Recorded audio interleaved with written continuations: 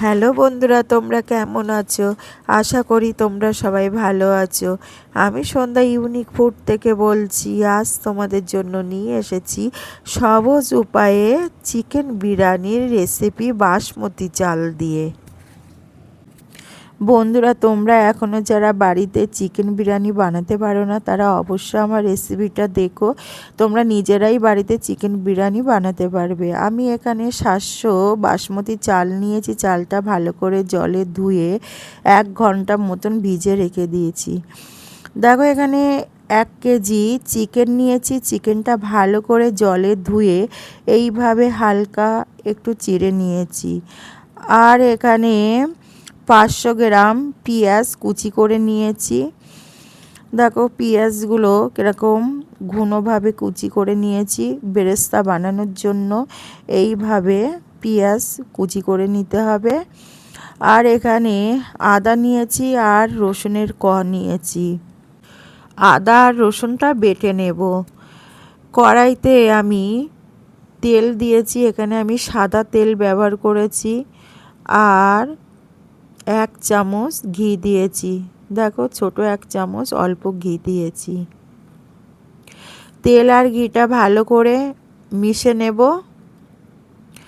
তেল ঘি মেশানো হয়ে গেলে আর তেলটা ভালো রকম গরম হয়ে আসলে আমি পেঁয়াজ কুচিগুলো দিয়ে ভালো করে ভেজে নেব। বন্ধুরা, আমার এখানে পেঁয়াজ কুচি ভাজতে 10 মিনিট সময় লেগেছে। দেখো বন্ধুরা, আমার বেরেস্তা তৈরি হয়ে গেছে। এবার আমি কড়ার ভিতরে পরিমাণ মতন জল দেব। এবার পেঁয়াজের সঙ্গে জলটা ভালো করে মিশিয়ে নেব। পেঁয়াজের সঙ্গে জল মেশানো হয়ে গেলে এবার আমি ছোট 1 চামচ লবণ দেব। ছোট 1 চামচ লবণ দেওয়া হয়ে গেলে ছোট 1 চামচ হলুদ গুঁড়ো দেব। দেখো বন্ধুরা, আমি লবণ আর হলুদ গুঁড়ো ভালো করে কড়ার জলের সঙ্গে মিশে নিচ্ছি। কড়ার জলের সঙ্গে লবণ হলুদ গুঁড়ো মেশানো হয়ে গেলে এবার আমি বাজারে যে 10 টাকা কাশ্মীরি লঙ্কার গুঁড়ো প্যাকেট পাওয়া যায় সেই কাশ্মীরি লঙ্কার গুঁড়ো 10 টাকার প্যাকেট 1 প্যাকেট আমি দিয়ে দিয়েছি। ভালো করে জলের সঙ্গে মিশে নেব। মেশানো হয়ে গেলে আমি আগের থেকে আলু কেটে রেখে দিয়েছি। এখানে বন্ধুরা আমি 6টা আলু নিয়েছি। 6টা আলু 2 টুকরো করে নিয়েছি। আলুগুলো খোলা ছাড়িয়ে ভালো করে জলে ধুয়ে রেখে দিয়েছি। এবার আলুগুলো কড়ার জলের ভিতরে এক এক করে দিয়ে দেব। বন্ধুরা, এখানে আমি 80% আলু সিদ্ধ করে নেব। 80% আলু সিদ্ধ হয়ে গেলে আমি কড়ার জল থেকে আলুগুলো তুলে নেব। বন্ধুরা, বাজারে 2 রকমের আলু পাওয়া যায়। একটা হচ্ছে চন্দ্রমুখী আলু আর একটা হচ্ছে জ্যোতি আলু। চন্দ্রমুখী আলু সিদ্ধ হতে সময় লাগে তাড়াতাড়ি আর জ্যোতি আলু সিদ্ধ হতে সময় লাগে দেরি। তাই তোমরা যখন যে আলু ব্যবহার করবে সেইভাবে সেই আলু 80% সিদ্ধ করে নেবে। দেখো, আমি কড়ার জলের ভিতরে 1 টোপ মিঠা আতপ দিয়ে আলুগুলো সিদ্ধ করে নিয়েছি। এবার আমি এক এক করে সব আলু তুলে নেব। দেখো, আমি এমনভাবে আলুগুলো তুলছি কড়ার থেকে কিন্তু একটাও পেঁয়াজের টুকরো আলুর সঙ্গে আসছে না। এইভাবে তোমাদের আলুগুলো তুলে নিতে হবে। আলু তোলা হয়ে গেলে বন্ধুরা, আমার আলু সব তোলা হয়ে গেছে। এবার আমি কড়ার ভিতরে স্বাদ মতন লবণ দেব। যেহেতু আগে আমি লবণ দিয়ে আলু সিদ্ধ করে নিয়েছিলাম, তাই এবার অল্প লবণ দিয়ে আমি পেঁয়াজের রসের সঙ্গে মিশিয়ে নিচ্ছি। আমার পেঁয়াজের রসের সঙ্গে লবণ মেশানো হয়ে গেছে। বন্ধুরা আমি এইভাবে এক এক করে সব চিকেন কড়ার ভিতরে পেঁয়াজের রসের ভিতরে দিয়ে দেবো। পেঁয়াজের রসের ভিতরে চিকেন সব দেওয়া হয়ে গেলে তারপরে আমি একটু নাড়াচাড়া করে নেব। বন্ধুরা আমার পেঁয়াজের রস একটু কম হয়ে গেলে অসুবিধা কিছু নেই, তার কারণ চিকেন দিয়ে একটা জল বেরোবে, তাতে পেঁয়াজের রসটা বেড়ে যাবে। দেখো বন্ধুরা আমি এখানে চিকেনটা 60% সিদ্ধ করে নিয়েছি, আর আমার 60% সিদ্ধ করতে সময় লেগেছে 10 মিনিট। এবার আমি খুন্তি দিয়ে ভালো করে চিকেনটা পেঁয়াজের রসের ভিতরে ডুবে দেব।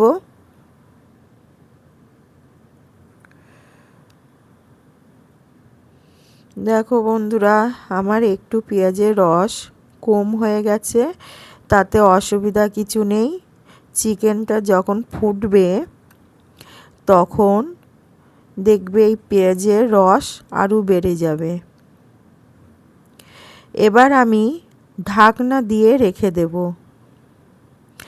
ঢাকনা দিয়ে 10 মিনিট হাই ফ্লেমে ফোটাবো।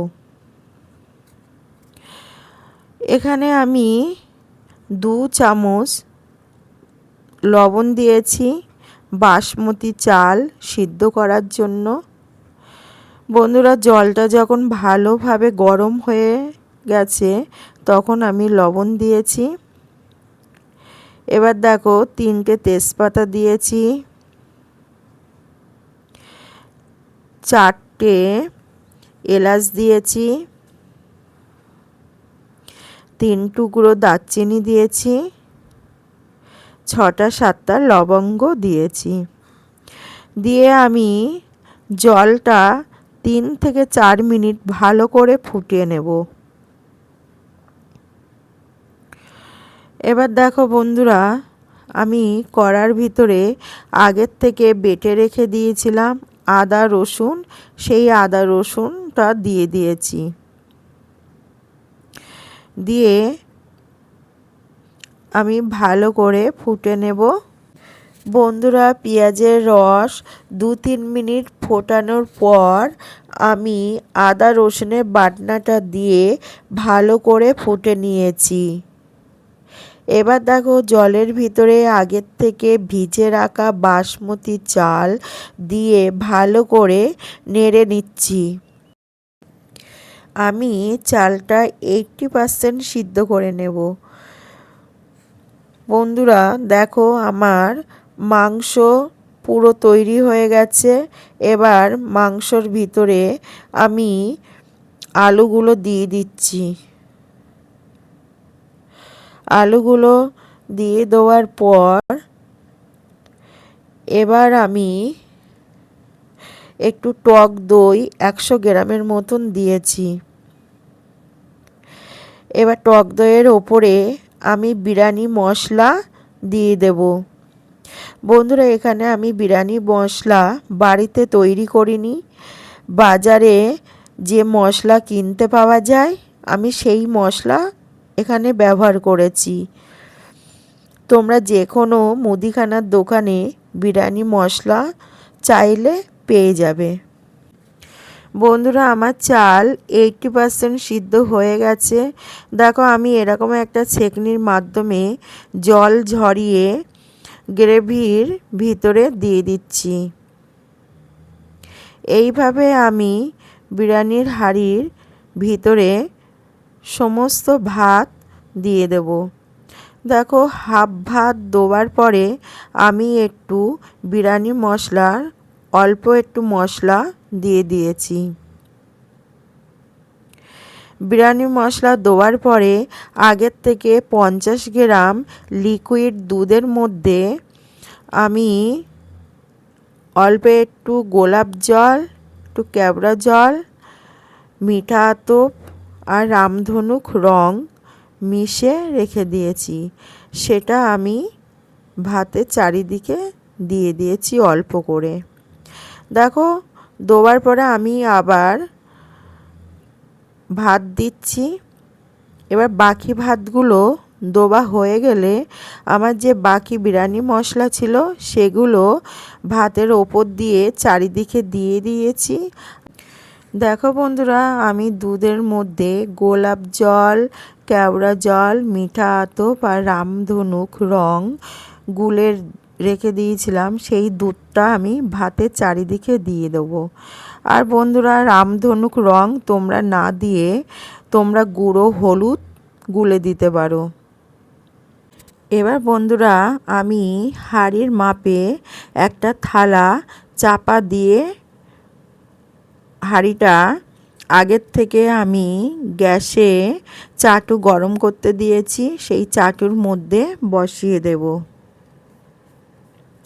বন্ধুরা, আমি প্রথমে হাই ফ্লেমে 10 থেকে 11 মিনিট রেখে দিয়েছি, আর লো ফ্লেমে আমি 10 মিনিট মতন রেখে দিয়েছি।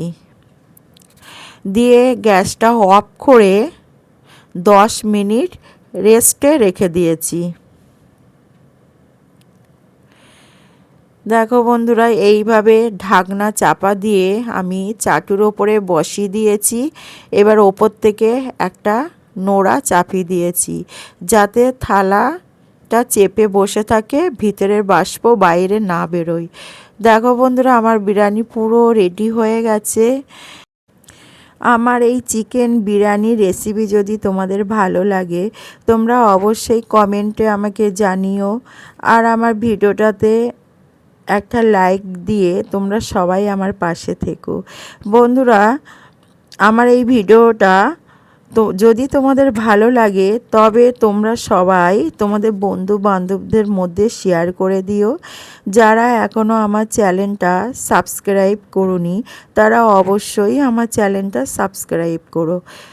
আবার কাল তোমাদের সঙ্গে দেখা হবে নতুন একটা রেসিপি নিয়ে। তোমরা সবাই ভালো থেকো, হাসি খুশিতে থেকো, আর নিজের পরিবারের দিকে খেয়াল রেখো।